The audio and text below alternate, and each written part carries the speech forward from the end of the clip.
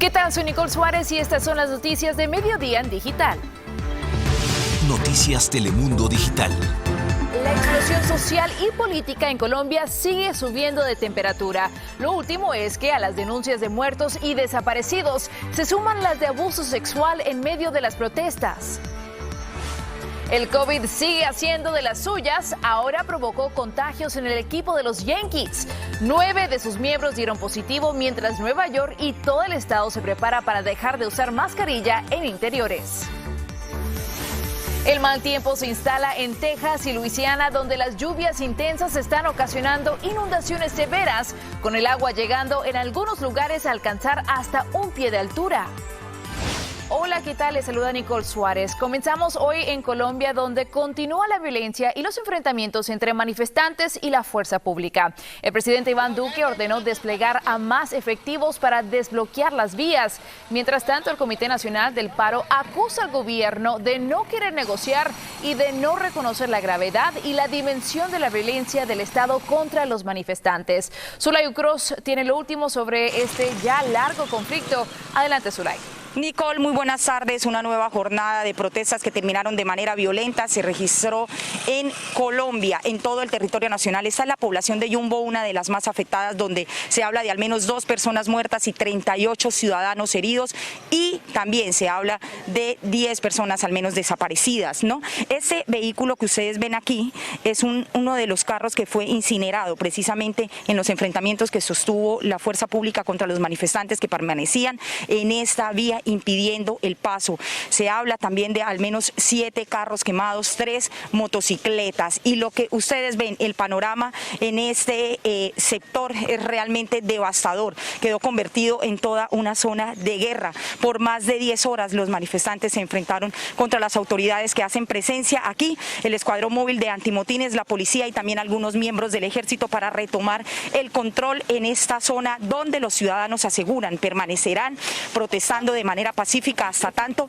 el presidente Iván Duque renuncie o atienda el pliego de sus peticiones. Aquí en la población de Yumbo resultó incinerada una estación de gasolina muy cerca a una estación también de Ecopetrol. En la Plata Huila resultó incinerada una alcaldía, y también en Neiva resultó incinerado un CAI. Pero en Bogotá a esta hora se registran también fuertes enfrentamientos entre los manifestantes y la fuerza pública al sur de la capital del país. 21 días de protestas han dejado en Colombia alrededor de 50 personas fallecidas, más de 1.500 heridos y, según los organismos defensores de derechos humanos, 850 ciudadanos o personas desaparecidas.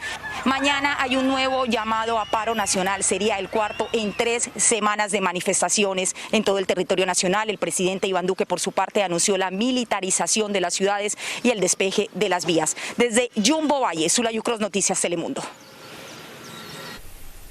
Gracias, Zulay, por tu reporte. Y en medio de esta confusión y también incertidumbre que se vive en Colombia por las protestas sociales y la violenta represión, la organización no gubernamental Temblores se ha convertido en una fuente alternativa que da seguimiento al número de muertos, heridos y también desaparecidos. Nos conectamos ahora con Alejandro Rodríguez, uno de los coordinadores de Temblores, que se encuentra en Bogotá. Gracias por estar con nosotros. Hola, muchas gracias a ustedes por la invitación. Alejandro, ¿cuál es el número de fallecidos y desaparecidos que tienen hasta este momento? Bueno, lo que hemos podido registrar es que durante estas casi 3 semanas, desde el 28 de abril al día de hoy, tenemos un registro de 252 denuncias de desapariciones y 43 hechos de violencia homicida de casos presuntamente cometidos por la fuerza pública. ¿Y esa cifra por qué es diferente a la del gobierno? Pues sí, digamos que lo que hemos podido identificar es que las organizaciones tenemos una forma de registrar en las que tratamos de hacer un registro de tiempo real, y lo que hemos podido ver es que la Defensoría del Pueblo, por ejemplo, que es una institución gubernamental, pues no ha hecho presencia, no ha hecho la suficiente presencia como tal en los contextos de protesta, y hemos visto pues toda una dificultad en el contexto de la presencia del Ministerio Público. Entonces vemos que esto pues tiene una influencia en las cifras que presenta el gobierno. Y Alejandro, desafortunadamente ahora se suman las denuncias de abusos sexuales en medio de las protestas.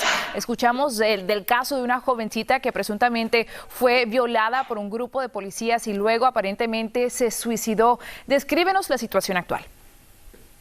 Sí, esto es una situación muy preocupante. Hemos podido registrar desde Temblores ONG 18 casos de violencia sexual y al menos 3 hechos también de violencias basadas en género. Lo que hemos registrado es que, digamos que estos hechos se dan mayormente, digamos, primero en el espacio público, en donde los policías están amenazando, intimidando a las personas, y por otro lado, los hechos de violencia sexual ya ocurren en los centros de traslado por protección o en las mismas estaciones de policía, como ocurrió con esta joven del caso que decían en Popayán. Entonces pues se ve que se está utilizando esta figura de traslado para violentar sexualmente a las mujeres. Entonces esto pues es también realmente muy preocupante porque es una policía que está actuando por fuera de todo orden legal. Alejandro Rodríguez de Temblores, gracias por traernos esta información. Estaremos siguiendo esta noticia. A ustedes muchísimas gracias, un saludo y bueno, les invito a que sigan las plataformas de Temblores en Instagram y en Twitter y que pues sigan muy al tanto de la difícil situación de derechos humanos que vive Colombia actualmente. Regresamos ahora a Estados Unidos. Las lluvias intensas generalizadas van a seguir cayendo ahora sobre el oeste de Texas, desplazándose hacia el norte durante esta tarde. En la noche es posible otra ronda de aguaceros y tormentas que podrían ser fuertes e incluso severas. El agua caída en las últimas horas es tanta que en algunos lugares del sureste del estado se ha medido hasta 1 pie. La previsión del tiempo apunta a que el riesgo de inundaciones no disminuirá hasta el viernes.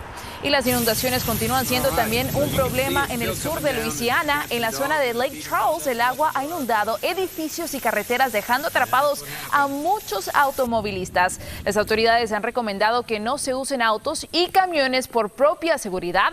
La previsión del tiempo también habla de que las lluvias no van a parar en los próximos días hacia el final de la semana.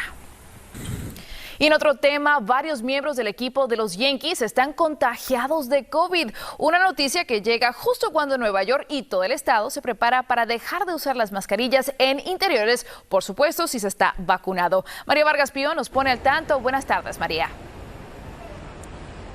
Así es, Nicole, muy buenas tardes. Aquí los neoyorquinos que están vacunados están a solamente horas de decirle adiós a las mascarillas, y es que el gobernador Andrew Cuomo decidió adoptar las recomendaciones de los centros de CDC que dicen que si usted está vacunado no tendrá que llevar tapabocas en los interiores y tampoco cuando se encuentra al aire libre, así como también el distanciamiento físico. El gobernador ha dicho que esta medida pues sí se deberá seguir llevando, o sea, los tapabocas si usted está dentro de un plantel estudiantil, si también usted está dentro de un hogar de ancianos, así como también en el transporte público. Recordemos, Nicole, que aquí en la ciudad de Nueva York se hizo obligatoria llevar la mascarilla en abril, cuando al menos 800 personas estaban muriendo a diario por el coronavirus, y esta medida se toma ya en consideración cuando la mitad de la población adulta aquí en el estado ya se encuentran vacunadas. Por otro lado, hay por lo menos 9 miembros del equipo de los Yankees que han resultado positivo al coronavirus, aún estando vacunados. Entre ellos hay un jugador quien se encuentra en cuarentena en la Florida y está pues recuperándose. Dentro de las noticias que han traído júbilo aquí al estado de Nueva York es que a partir de noviembre ya se va a dar el maratón de aquí de la ciudad de Nueva York, o sea que son 33,000 corredores los que se están preparando. Recordemos que el año pasado la maratón de Nueva York fue cancelada justamente por el coronavirus, y ahora el gobernador Andrew Cuomo dice que el 60% de la capacidad de esta competencia icónica se podrá llevar a cabo este mismo noviembre. Y Nicole, el 19 de junio, el Radio City Music Hall será el escenario de la clausura del famoso Festival de Cine de Tribeca. Allí este centro estará abierto al 100% de capacidad, solamente para todas las personas que estén vacunadas, y obviamente no tendrán que usar el tapabocas. Es la información que tenemos desde Manhattan, Nueva York. María Vargas Pío, de regreso contigo, Nicole, al estudio. María, muchas gracias. Vemos poco a poco ese regreso a la normalidad y por supuesto es una buena motivación para todos nosotros vacunarnos. Recuerde que usted puede encontrar más información en planificatuvacuna.com. Y bueno, ahora le damos un giro a la información porque el drama de los secuestros de migrantes en México parece no tener fin. 4 madres hondureñas suplican a los secuestradores de sus hijos que no les hagan daño y les dicen que están dispuestas a pagar los $3,000 que piden por cada uno para liberarlos. Yo solamente les pido que no me lo hagan sufrir, no me lo toquen, que me lo regresen con vida. Por favor, se los pido de todo corazón, que me devuelvan a mi hijo, que yo voy a pagar ese dinero que me están pidiendo, pero que por favor me den un tiempo para juntarlo todo y mandárselos. Y que por favor me manden. La peor pesadilla de un padre. Y desafortunadamente en Honduras corre la voz de que cuando se migra hacia Estados Unidos, lo más probable es que al atravesar México se caiga en las garras de los traficantes de personas, esas personas que se aprovechan de los vulnerables. Una trágica costumbre.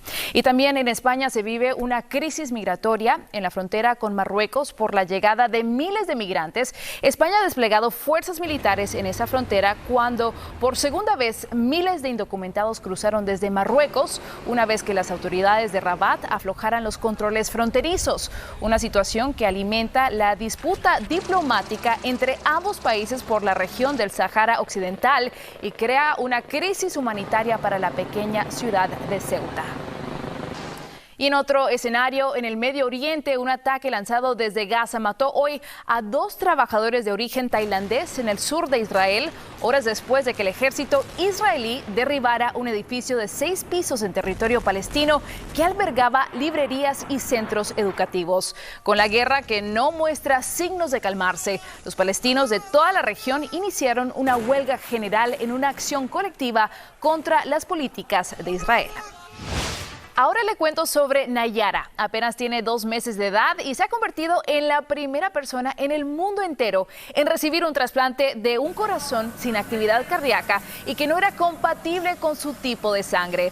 La proeza médica se logró en el Hospital Gregorio Marañón de Madrid, España, que hace 3 años empezó a experimentar con una técnica para hacer trasplantes con grupo de sangre incompatible. Ahora se abre el camino para salvar a más bebés que necesitan trasplantes de corazón en condiciones extremas. Realmente fascinante.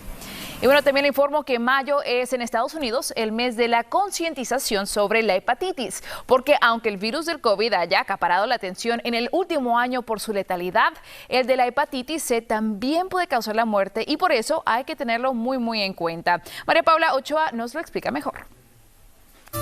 La hepatitis C es una enfermedad causada por un virus que infecta el hígado. Este tipo de hepatitis crónica puede causar serios problemas de salud como insuficiencia hepática, cirrosis, cáncer al hígado y hasta la muerte.